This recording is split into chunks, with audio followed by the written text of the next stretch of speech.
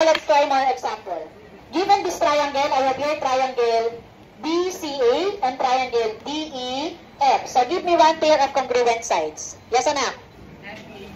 Segment? BC is congruent to segment FE or EF. They are equal. Segment BC is congruent to segment EF. Another congruent sides. Oh, yes, anak?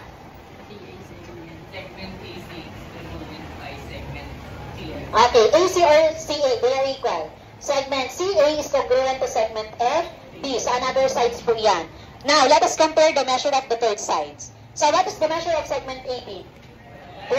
How about segment DE? Okay, anong mas mahaba? AB or DE? 12. AB. So, therefore, we can say that the measure of segment AB is greater than to the measure of segment DE. That is another side. Kaya SSS po yan. Now, compare the opposite angle. If segment AB is longer than to segment DE, what can you say about the measure of angle C and angle F?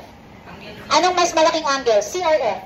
Very good. Angle C is greater than to the measure of angle F. Kasi ang katapat ng mahabang side ay malaking angle.